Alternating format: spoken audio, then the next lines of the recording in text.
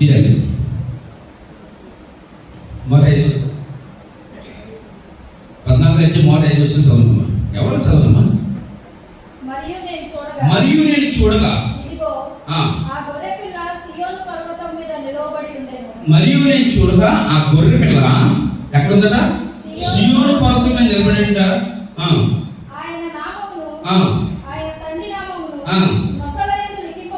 నొసలయందు లిఖింపబడిన 144,000 మంది ఆయనతో కూడా ఉండేది.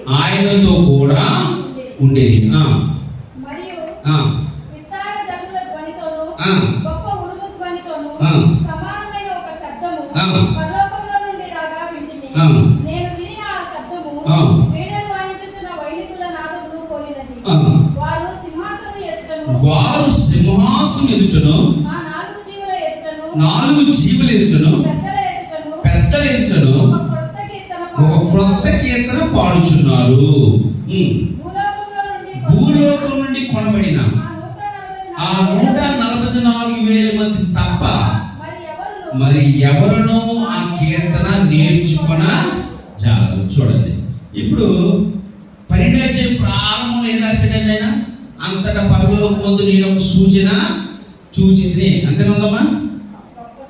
అదే పరలోకం ముందు ఏం చూడైనా సూచన. 12వ అధ్యాయం నుంచి కూడా సూచన చూస్తూనే ఉన్నాడు. గర్భిణీ అయిన స్త్రీ చూశాడు, ఘటసర్పాన్ని చూశాడు, మగ శిశువు చూశాడు, శేషిత జనాన్ని చూశాడు, మిగతా చూసుకున్నాడు. 15వ అధ్యాయంలో కూడా పరలోకం మంది ఏం చూస్తున్నట? ఇది సూచన కాదు, ఒక విషయాన్ని చూస్తున్నాడు యోహాను. ఏం చూస్తున్నట?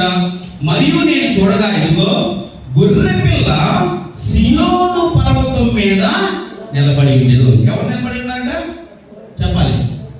యోహాను గారు చూసినప్పుడట ఏ పర్వతం అది? సియోను పర్వతము మీద ఎవరున్నారట? గొర్రె పిల్ల ప్లస్ ఇంకా ఉన్నాడు ఆయనతో పాటు. చదవండి. ఆయన నామమును ఆయన తండ్రి నామం నొసలో లిఖింపబడిన.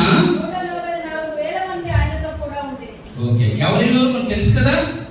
ఎవరైనా 144,000 మంది. 7 సంవత్సరాల్లో దేవుడు ఏం చేయాడంటే అయ్యా 6వ ముద్రకి ఇప్పిన తర్వాత 7వ ముద్ర ఎప్పుడైనా మధ్యలో ఏం చేయాడంటే 4 దూతలు భూమికి 4 పక్కల నిలబడి వాయువు బిగిస్తుండగా ఒక 5వ దూత వచ్చి ఏముందంటే అయ్యా కొంతసేపు ఆగు, మా దేవుడి యొక్క ముద్రను మేము ముద్రించాలని చెప్పి 12 గోత్రాలు ఒక్కొక్క గోత్రంలో 12 స్వేదం చెప్పి ఎంత లెక్క పెట్టారైనా 1,00,000. వీళ్ళందరూ కూడా ఏమంటే ఇజ్రాయెల్ నుంచి రాత్రిలోంచి వచ్చిన వారు. చూడండి, సంఘం ఆల్రెడీ అయిపోయిందా లేదా? ఇప్పుడు దేవుడి యొక్క రెండో ప్రయాణం ఎవరండి? ఇశ్రాయేలీయులు. వారు ఏమైపోయారు? ముద్రింపబడ్డారు. అయితే ఈ ముద్రింపబడిన వారి ఎక్కడ కనబడుతున్నారట? గొర్రె పిల్లతో. ఎవరు గొర్రె పిల్ల అంటే? గొర్రె పిల్ల ఎవరు? ప్రభువు అయిన యేసుక్రీస్తు వారు. యేసుక్రీస్తు వారితో ఎవరున్నారట? ఈ 144,000 మంది కనబడుతున్నారు. ఇది జరగలేదు. ఎప్పుడు జరుగుతుంది తెలుసా? ఈ 7 శ్రమల కాలం చివరిలో జరిగే సంఘటనే ఇక్కడ ఏం చేస్తాడంటే భక్తుడు వర్ణిస్తున్నాడు. 7 శ్రమల కాలం చివరిలో ప్రభు యేసుక్రీస్తు వారు ఎక్కడికి వస్తారైనా? భూమి మీదకి వస్తారు. వచ్చిన తర్వాత ఈ 144,000 మంది ఇంకా మిగతా ఎవరైనా పునరుత్థానం మళ్ళా జరుగుతూ పడండి. సరే, జ్ఞాపకం చేస్తున్నాం. అయితే ఈ యేసుక్రీస్తు వారితో పాటు ఎవరున్నారంటే 144,000 మంది ఉన్నారు. మీరంతా కూడా ఈ యొక్క 7 శ్రమల చివరిలో జరగబోతున్న అనుభవాన్ని యోహానులో ముందుగా రాస్తున్నారు అంతే. అయితే వీళ్ళందరూ ఎక్కడ నిలబడ్డారట? సరే, సియోను పర్వతం ఎక్కడ ఉంది చెప్పండి. ఇది ప్రశ్న. సియోను పర్వతం మీద గొర్రె పిల్లల 144,000 మంది ఉన్నారు. ఎందుకంటే సియోను పర్వతం ఎక్కడ ఉంది? ఎక్కడ పేరు చెప్పండి అమ్మా, చెప్పాలి. సియోను పాటలు సొంత నా పాటనా? ఎవరైనా మోసుకుంటే ఫస్ట్ ఆ పాట పాడుతున్నాను. సియోను ఇన్నిసార్లు పాడుతుంటే సియోను గీతాలు. సియోను పర్వతం ఎక్కడ ఉందండి? సరే, ఎక్కడ యోహాను చూశాడు. గొర్రెపిల్లతో పాటు ఎంతమంది ఉన్నారు? 1,40,000 మంది. వీళ్ళందరూ ఎక్కడ ఉన్నారట? సియోను పర్వతం మీద ప్రభుతో పాటు వారు. ఎందుకంటే సియోను పర్వతం ఎక్కడ ఉంది? ఎక్కడ ఉన్నారు వీళ్ళందరూ? ఎక్కడ కనబడుతున్నారు ఎవరికి? అమ్మా యెరూషలేము. ఇంకా చెప్పాలి.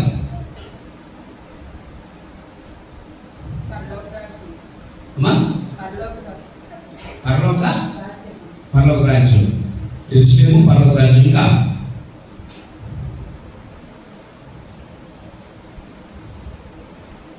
జనరల్గా ఇప్పుడు సియోన్ ఎక్కడ చెప్పండి? సియోన్ పర్వతం ఎక్కడ చెప్పండి? సియోన్ పర్వతం ఎక్కడ ఉందండి? భూమి మీద ఉందా? పర్లోకం ఉందా?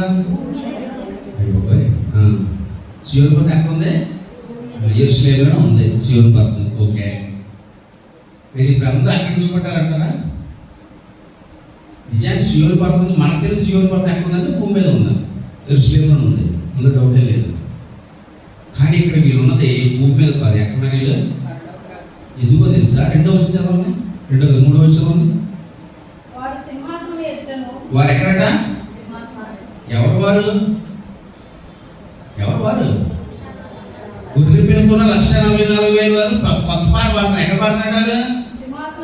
ఎక్కడట? సింహాసనం. ఇప్పుడు 4 జీవులు స్వామి ఎక్కడ చెప్పనమ్మా? ఎక్కడ విషయంలో ఉన్నాయా? సో చాలా మంది సబ్జెక్ట్ వచ్చినప్పుడు ఏం చెప్తారంటే భూమి మీద అంటారు. దీనికి కూడా కారణం చెప్తారు. ఆయన 2వ రాకడ వచ్చినప్పుడు సియోను పర్వతం మీద మన ఒలీవల కొండ మీద పాదములు వేసినప్పుడు అందరూ కొట్టుకొని పారిపోతారు అంటారు కదా, అప్పుడు వీళ్ళందరూ కలుస్తారు అంటారు. కానీ వీళ్ళు ప్రభువుతో పాట పాడుతున్నారు, స్తుతిస్తూ. ఎక్కడట? సింహాసనం ఎదుటను. అంటే ఈ ముద్రింపబడిన వారు రేపు లేపబడిన తర్వాత వారు దేవుని ఎలా ఆలోచించబోతారు అనుభవాన్ని ఏం చేస్తుంటే ఇక్కడ యోహాను వివరిస్తున్నాడు. ఈ అనుభవం ఎక్కడిది? ఇది పరలోకం యొక్క అనుభవం. ఇది పరలోకం యొక్క అనుభవం. ఈ ముద్రింపడి 1,44,000 మంది కూడా ఎవరితో కలుస్తున్నారట? ప్రభు అయిన క్రీస్తుని కలుసుకుంటున్నారు. వాళ్ళు 7 ఏళ్ల శ్రమకాలం చివరిలో జరిగే పని ఏంటంటే వీళ్ళందరూ కూడా హతసాక్షులు అవ్వచ్చు, దేవుడి కోసం భద్రపరచబడి వారవచ్చు, ఏదో విధంగా దేవుడి కోసం జీవించి మరణించిన వారందరూ కూడా ఇప్పుడు ఎవరితో ఉంటున్నారు? ప్రభు అయిన యేసు. ఆల్రెడీ ఎవరు వెళ్ళిపోయారు? బ్యాచ్ వెళ్ళిపోయింది. ఎవరు? సంఘము ఇప్పుడు వెళ్ళిపోయింది. ఇప్పుడు 2వ వారు ఉన్నారు. అనగా సంఘం ఎత్తబడిన తర్వాత వీళ్ళు క్రీస్తుకి ప్రథమ ఫలము. ఎవరండి వీళ్ళు? ప్రథమ ఫలం. ఎందుకంటే సంఘం వారిని శ్రమకాలంలో సంఘం ఉందా? వెళ్ళిపోయింది. మరి శ్రమల కాలంలో మొదటి ఫలము ప్రథమ ఫలంగా ఎత్తబడిన వారు ఎవరంటే ఈ 1,44,000 మంది. వీళ్ళు ఎక్కడ ఉంటున్నారంటే వీళ్ళందరూ కూడా యేసు దేవుడి సింహాసనం నిలబడి ఆ 4 జీవులు నిలబడి ఏం చేస్తారంటే వాళ్ళు దేవుణ్ణి స్తుతిస్తున్నారు. చూద్దాం ఇప్పుడు ఈ సియోన్ ఎక్కడ ఉంది అన్నదానికి మనం రీజన్ చూసాం. అయితే సియోన్ భూమి మీద కూడా ఉంది. అదే సియోన్ పరలోకంలో కూడా ఉందా అంటే ఖచ్చితంగా ఉంది. హెబ్రీయులకు రాసిన పత్రిక హెబ్రీయులకు రాసిన పత్రిక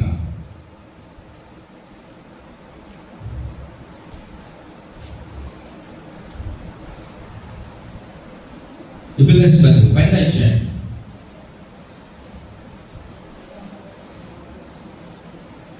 22వ వచనం. ఇప్పుడైతే సియోను కొండకును జీవముగల దేవుని పట్టణమునకు అనగా పరలోకపు యెరూషలేమునకు అనగా పరలోకపు ఇప్పుడైతే సియోను కొండకును జీవముగల దేవుని పట్టణమునకు. సియోను కొండ జీవముగల దేవుని పట్టణం అంటే ఎక్కడ ఉన్నాయి? మన లెక్క ప్రకారం అయితే అనగా అంటే అయ్యా నేను చెప్తుంది భూమి మీద నువ్వు కాదు, ఎక్కడనివి? అనగా పరలోకపు యెరూషలేమునకును వేల దూతల యొద్దకును. అంటే ఇప్పుడు భూమి మీద ఉంది సియోను, భూమి మీద కూడా యెరూషలేము పట్టణం ఉంది. కానీ నిజమైన యెరూషలేము నిర్ణయమైన సియోను ఎక్కడున్నా అట్లా. అందుకే ప్రభు అయిన తండ్రి అయిన దేవుడు మోషే గారిని సీనాయి కొండ మీద పిలిపించిన తర్వాత ప్రత్యక్ష గుడారం చెప్తున్నట్టు ఉంటుందని చాలా అద్భుతంగా ఉంటుంది. చదవండి, నిర్గమకాండం, సంఖ్యాకాండం, లేవికాండం చాలా అద్భుతంగా మన దేవుడు వర్ణిస్తాడు. ఆయన ఇగో మందసంగం ఇలా కట్టాలి అని అన్ని చెప్తాడు.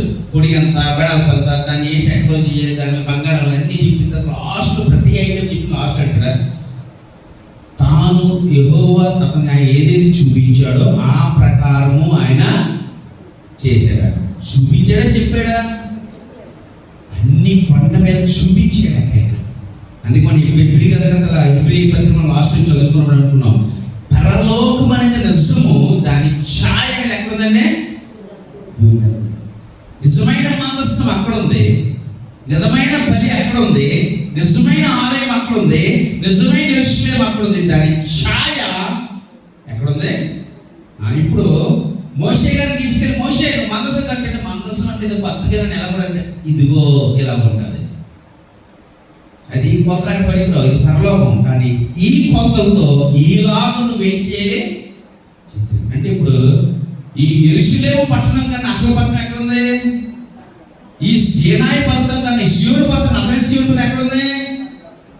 ఆ సియోను పర్వతం, ఆ పరిశుద్ధ పట్టణం, ఆ పరిశుద్ధ పట్టణంలో ఇప్పుడు ఎవరున్నారంటే ఆ ముద్రించబడిన వారు గుర్ర పిల్లతో కలిసి అక్కడ నిలబడి ఉన్నారు. ఇది ఎప్పుడు జరగబోతుంది అంటే 7 ఏళ్ల శ్రమల కాలం యొక్క చివరి దశలో జరగబోయే అనుభవాన్ని ఇక్కడ యోహాను గారు రాస్తూ ఉన్నారు. అంటే చెప్తున్నారు కదా, 7 ఏళ్ల శ్రమ కాలంలో ఉన్న వ్యక్తులందరినీ పరిచయం చేస్తారు కదా, ఆ పరిచయం ఇంకో పరిచయం ఏం చేస్తారంటే అయ్యా ఆ ముద్రింపబడిన వారు ఎక్కడ పోతున్నారంటే వారు తుది దశ ఎక్కడట పరలోకమందు తండ్రి యొద్ద నిలబడవచ్చు. చదువు వాక్యం మనం ఒకసారి. మరియు నేను చూడగా ఇదిగో ఆ గొర్రె పిల్ల సియోను పర్వతం మీద నిలవబడి ఉండెను. ఆయన నామమును ఆయన తండ్రి నామమును నొక్కడయందు లిఖింపబడి ఉన్న 144,000 మంది ఆయనతో కూడా ఉండేది. మరియు విస్తార జలముల ధ్వనితోను గొప్ప ఉరుము ధ్వనితోను సమానమైన ఒక శబ్దము పరలోంచి ఏమొస్తుందంటే ఒక గొప్ప శబ్దం రావడం. ఎవరు వింటారట? యోహాను. ఆ స్వరం ఎలా ఉందంటే ఉరుములతోను విస్తారమైన జలముల గొప్ప స్వరముతో కలిసినట్టు ఉందట. ఇంతకీ స్వరం ఏంటదా? నేను వినిన ఆ శబ్దము వీణలు వాయించుచున్న వైదికుల నాదమును. అంటే దీనికి అర్థం ఏంటి? వీణలు వాయిస్తున్న వైదికులు అంటే వీణలు వాయించేవారు వైదికులు.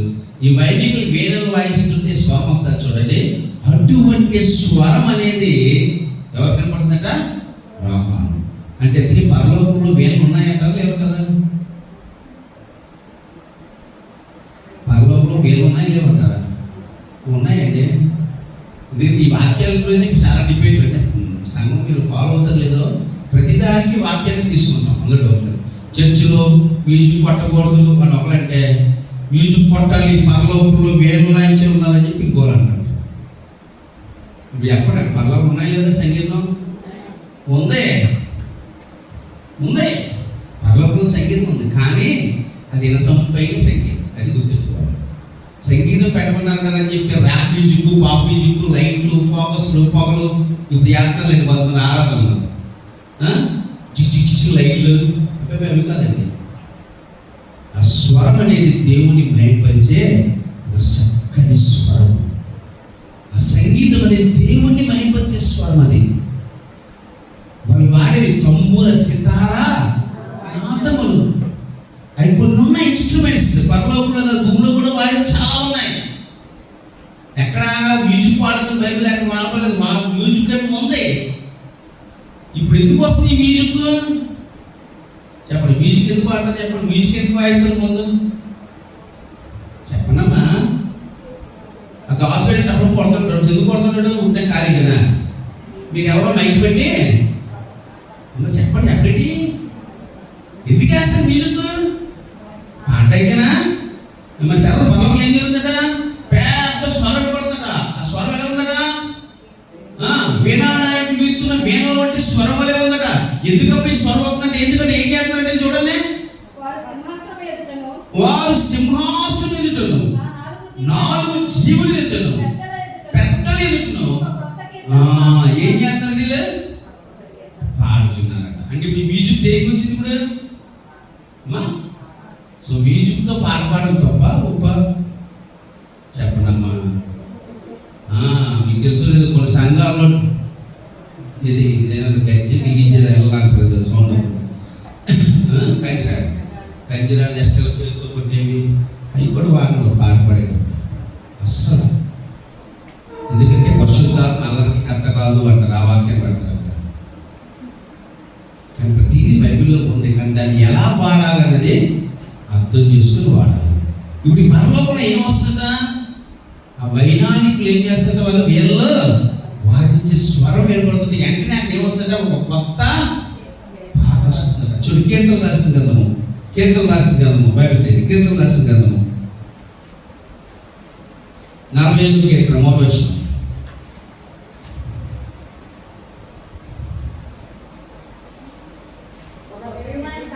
ఒక దివ్యమైన సన్నిధితో నా హృదయం బహుగా చదవమ్మా. నేను రాజుని గురించి రచించిన దాన్ని పలికెదను, నా నాలుక త్వరగా రాయని వాని కలంబలే. ఇక్కడ భక్తుడు ఏమంటాడంటే, ఒక దివ్యమైన సంగతితో నా హృదయం ఏమవుతుందట అంటే ఎప్పుడు పాట పాడతాం చెప్పాలి. దేవుని యొక్క ఆ సన్నిధిలో దేవుని యొక్క సంతోషాన్ని, ఆయన చేసిన మేలను బట్టి, ఆయన చేసిన కార్యాలను బట్టి ఆయన జ్ఞాపకం చేసుకుంటున్నప్పుడు ఏమొస్తుందంటే ఒక నూతనమైన కొత్త కీర్తన వస్తుంది. దానికి భూమి మీద రాజులకు వస్తుంది. ఇప్పుడు అదే వాళ్ళు పరలోకంలో ఎవరికి వస్తుందట? ఆ 1,44,000 మందికి అట. వాళ్ళు ఒక దివ్యమైన సంగతితో నా హృదయమో ఉప్పొంగుచుంది. ఏమంటుందంటే నా రాజు గురించి మాట్లాడాలి, నా రాజుని ప్రకటించాలని చెప్పి అంటున్నాడు కీర్తనకారుడు. ఇంకొక మాట జ్ఞాపకం చేసుకున్నాం. 96వ సంకీర్తన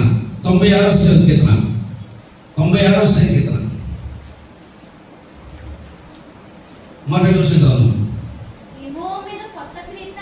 యెహోవా మీద కొత్త కీర్తన పాడుడి,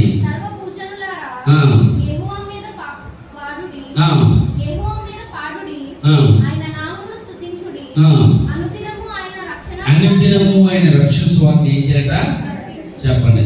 జస్ట్ భూమి మీదే దేవుడు చేసిన ఏదో మంచి కార్యం కోసం భక్తులు ఏమంటున్నారు చెప్పనమ్మా? కీర్తనకారులు రాస్తున్నారు అవి అంటే దేవుడు అద్భుతం చేయకుండా వెంటనే ఉంటున్నారు. అబ్బా, దేవుడు ఎంత గొప్ప కార్యం చేశాడు, దేవుడు చేసిన కార్యం అంటే యెహోవా మీద కొత్త కీర్తన పాడండి, ఉత్సాహంతో పాడండి అన్నారు. ఇప్పుడు 1,40,000 మంది ఎక్కడికి వెళ్ళిపోయారు? పరలోకంలో ప్రభు సన్నిధికి వెళ్ళిపోయారండి. ఇంకా ఆనందం ఎంత గొప్ప ఉండదు చూడండి, ఆ సంతోషం ఎంత గొప్ప ఉండదు చూడండి. వాళ్ళకి ఆత్మీయ స్థితి ఎంత ఆనందం ఉందో చూడండి. వాళ్ళందరూ ఏం చేస్తారట? ఒక కొత్త కీర్తన పాడడం ప్రారంభిస్తున్నారట. అయితే ఆ కీర్తన వారికి తప్ప ఇంకెవ్వరికీ రాదు. చదువు వాక్యాన్ని ప్రకటన దేవుడు చదువు.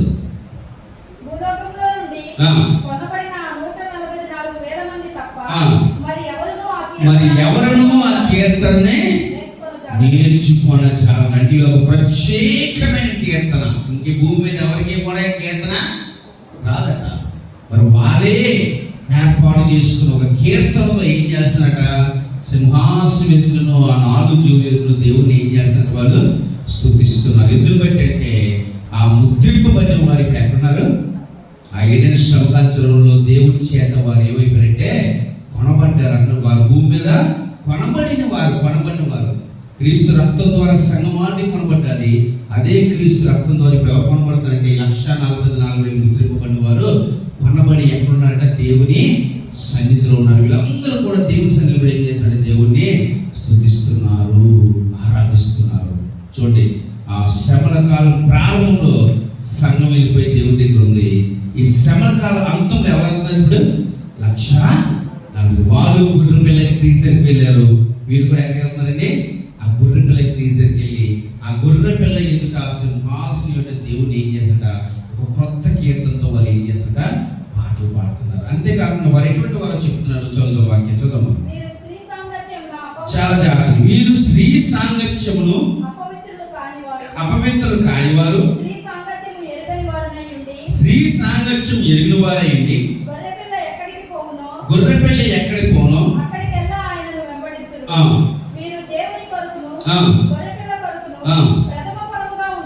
ప్రథమ ఫలంగా ఉండుడికే మనుష్యులలో నుండి ఏమయ్యారు వీళ్ళు? సో గొర్రె పిల్లకి దేవుడికి ఏం ప్రాణాట? ప్రథమ ఫలాలు. ఎందుకంటే 7 ఏళ్ళ శ్రమల కాలంలో ముద్రించబడిన ఇశ్రాయేలీయులలో మొదటి ఫలం ఎవరంటే ఈ 1,40,000 44. ఎందుకంటే సంఘం అనేది ఈ లోకంలోంచి దేవుడు సంఘాన్ని ఏం ఆల్రెడీ ఆయన ఎత్తుకున్నాడు. ఈ 7 ఏళ్ల శ్రమకాలంలో ముద్రింపన ఇశ్రాయేలీలోంచి వచ్చిన దేవుని సొంత జనాంగంలో వచ్చిన ఆ మొదటి ఫలం ఎవరైనా ఈ 1,44,000 మంది. వీళ్ళు ఏ కాలం ఉన్నారు? 7 ఏళ్ల శ్రమ కాలంలో దేవుని చేత ముద్రించబడిన వారు, దేవుని చేత విమోచింపబడి దేవుని చేత కొనబడిన వారు పరలోకం ఉన్నారు. అయితే ఇక్కడ మాట అంటున్నాడు, వీరి గురించి కొన్ని క్వాలిఫికేషన్స్ చెప్తున్నాడు. ఏంటో క్వాలిఫికేషన్ అంట? వీరు చదమ్మా, వీరు స్త్రీ సాంగత్యం వల్ల అపవిత్రము కానివారు, స్త్రీ సాంగత్యము ఎరుగని వారై ఉన్నారు అంటున్నాడండి. ఈ మాటకు అర్థం ఏంటి అంటే వీరు పెళ్లిళ్ళు చేసుకోరు, కాపురాలు చేయరు అంటే దీనికి అర్థం చెప్పండి బాబోయ్. దీని కూడా ఎక్స్ప్రెషన్ చెప్పాలా? దానికి అర్థం అదే కదా. స్త్రీ సాంగత్యం చేయని వారు, స్త్రీ సాంగత్యాన్ని ఎరగని వారు. పరాయి స్త్రీ ఎరగదండోయ్. ఇప్పుడు మీరు అలాగనుకోవచ్చు, స్త్రీ సాంగత్యం పరాయి అబ్బాయి స్త్రీ అన్నాడు అక్కడ అంటే అక్కడ భార్య కూడా ఉండొచ్చు మాట. అదే విధంగా అర్థం అంటే స్త్రీ సాంగత్యం ఎరగని వారుగా ఉన్నారు, స్త్రీ సాంగత్యంలో వారు అపవిత్రపరచుకునే వారుగా ఉన్నారని వాక్యం సెలవిస్తుంది. ఎందుకు అంటే వీరందరూ కూడా దేవుని ఊరికి, ఎవరైనా సరే దేవుడి కోసం ఎలా ఉన్నట్టే అది పవిత్రులుగా నిష్కలంకులుగా ఉండాలి. అదే దేవుని వాక్యం సెలవిస్తుంది. చూడండి బైబిల్ తీయండి ఒకసారి. 2 విషయాలు ఇందులో 2 కోణాలు చూద్దాం. 2 కొరింథీయుల పత్రిక 11వ అధ్యాయం 2వ వచనం.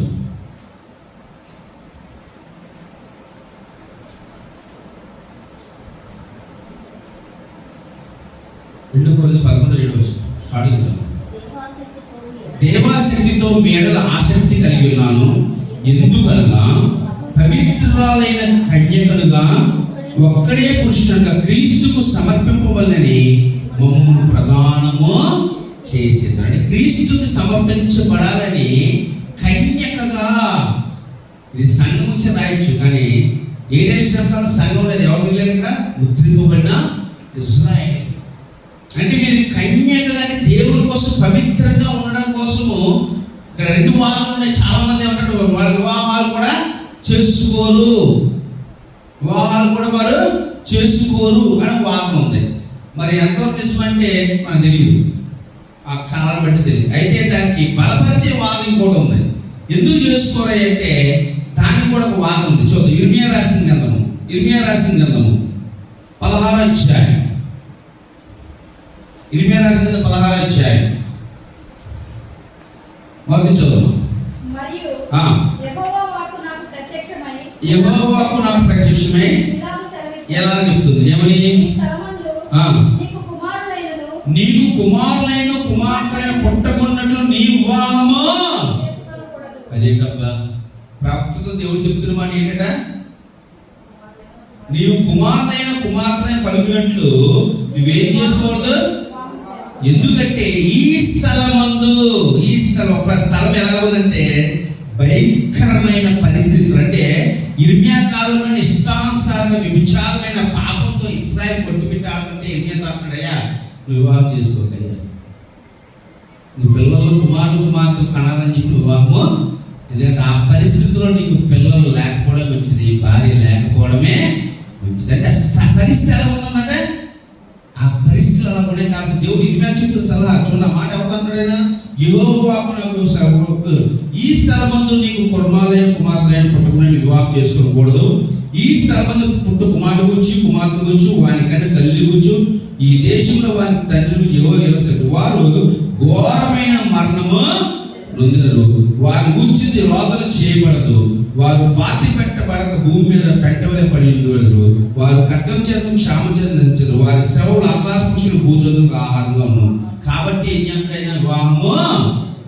మరి ఇర్మియా కాలంలోనే అలా ఉంటే మరి 7 ఏళ్ల శ్రమకాలం అక్కడ ప్రతిపెట్టి నువ్వు మొక్కుతావా, నీ భార్యని చంపమంటావా, నీ పిల్లల్ని చంపమంటావా, లేకపోతే నీ ప్రాణం తీయమంటావా అంటే అమ్మో నా కొడుకు కోసం మొక్కేస్తానండి, అమ్మ మా ఆవిడ కోసం మొక్కేస్తాను. వద్దురా బాబు, ఆ రోజున భార్య వద్దు, పిల్లవద్దు, హ్యాపీగా నా కోసం దక్కురు సదాకాలం ఎక్కడాలి.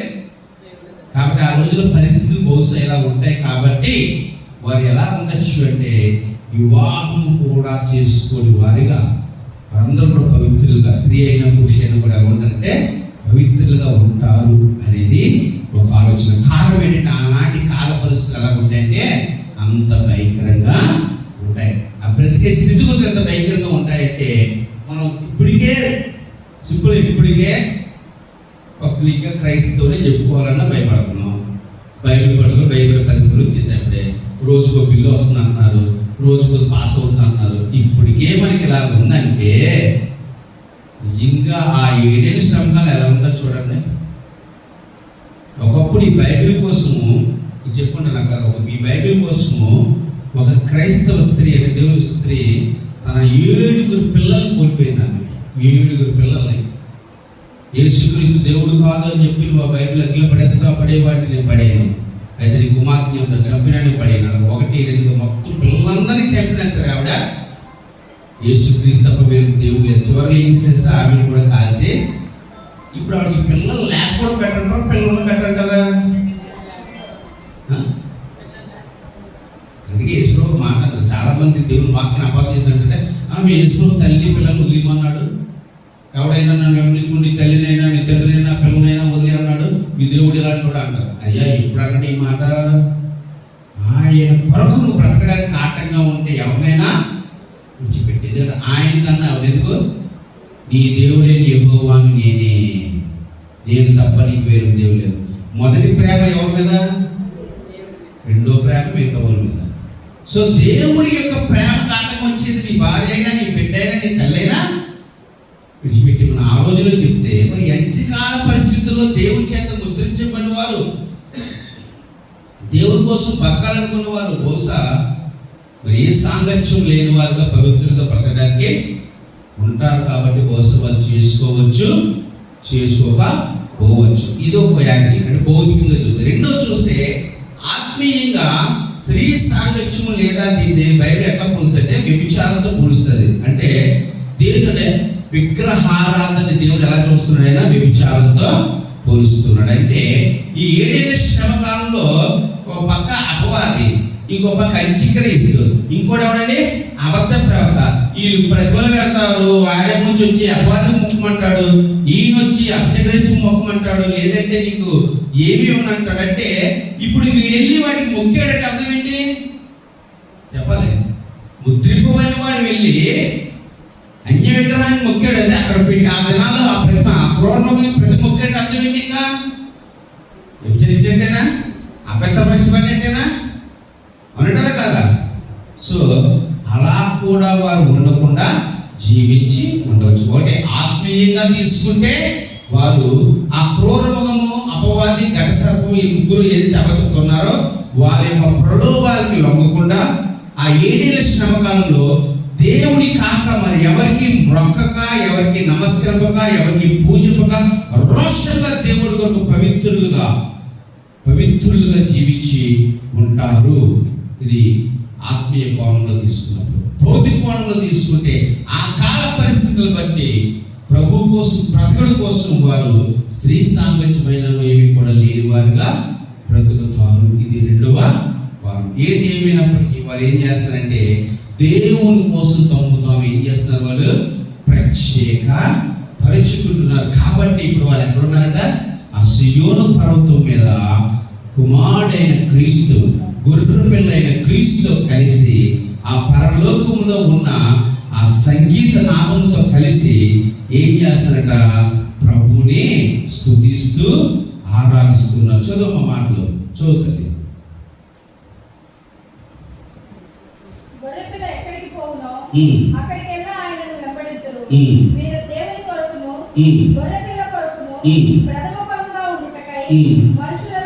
మనుష్యుల నుండి వీరి నోట వీరు అనునించులు. అంటే ఏ నింద మీదకి ఎటువంటి నిందని కలిగి లేదు, ఎటువంటి అబద్ధం ఆడట్లేదు, ఎటువంటి అపవిత్రతకు అవకాశం ఇవ్వకుండా వీరు ఎవరి కోసం వస్తున్నారట? దేవుని కొరకును గొర్రె పిల్ల కొరకు. అంటే తండ్రి అయిన ఇశ్రాయేలు దేవుడైన యెహోవా, నేనే మీ దేవుడైన యెహోవా అని చెప్పి పిలుచుకున్న దేవుని కొరకును. ఆ క్రీస్తు ద్వారా రక్షణ విమోచన ద్వారా దేవుడు గుర్తించిన యేసు క్రీస్తు కొరకు గొర్రెపిల్ల కొరకు వారు ఏం చేస్తున్నారట, ప్రత్యేకించబడిన వారే పవిత్రులుగా అనింజులుగా నింద లేని వారిగా అబద్ధం ఆడిన వారిగా ప్రభు కొరకు వారు నడుస్తూ తమ జీవితాన్ని సాగించుకున్నారు. ఇప్పుడు అట్టి వారు ఎక్కడ ఉన్నారంటే ఆ సియోను పర్వతం మీద గొర్రెపిల్లైన క్రీస్తు కలిసి సింహాసనం ఉన్న దేవుని ఎదుట వారు ఆరాధన చేస్తూ దేవునికి ఏం చేస్తారట, కొత్త కీర్తన పాడుచున్నారు. ఎవరయ్యా అంటే మీరు దేవుని చేత ముద్రింపబడిన వారు 144,000. అంటే సంఘం ఎత్తబడిన అనుభవాన్ని మనం నేర్చుకున్నాం. ఇప్పుడు ఇజ్రాయేల్ యొక్క అనుభవాన్ని కూడా మనము నేర్చుకున్నాం. ఇవన్నీ కూడా ఎక్కడ జరుగుతున్నాయంటే ఈ యొక్క క్రీస్తు రెండవ రాకడ దశలు ఇవన్నీ కూడా ఏముందంటే జరుగుతూ వస్తున్నాయి. సో ఇక మిగిలింది ఏంటంటే ఇంకొక 2 అనుభవాలు ఆయన చెబుతాడు. ఆయన వచ్చే వారు మనం జ్ఞాపకం చేసుకుంటాం. 3 దూతలు వారి యొక్క ప్రకటనలు మనము చూస్తాం. రాబోయే వచనాల్లో మనం చూడగలిగితే 3 దూతలు వస్తారు. 3 దూతలు 3 ప్రకటనల్ని చేస్తారు. ఆ ప్రకటనలు ఏదో చూసుకుంటే 14 అధ్యాయం వచ్చే వారము ఊహించుకోవచ్చు. సో ఈ 14 అధ్యాయం ప్రారంభంలో ఆయన ఏం చూస్తారంటే పరలోకంలో సియోను పర్వతం మీద కుమారుడైన క్రీస్తుతో పాటు ఉన్న ముద్రింపబడిన 144,000 మందిని ఆయన చూస్తున్నారు. వీళ్ళందరూ కలిసి దేవుని ఏం చేస్తారంటే వాళ్ళు ఆరాధిస్తూ ఉన్నారు. ఓకేనా? సో రాబోయే విషయాలు వచ్చేవారు జ్ఞాపకం కలుగుసుకుని చిన్న ప్రార్థన చేసుకుందాం. సర్వకాలిక కృపదవుని పొందాలి స్తోత్రం. ఇంతవరకు మాతో ఉన్న దేవుడు మాట్లాడదాం నీకు పొందాలయా.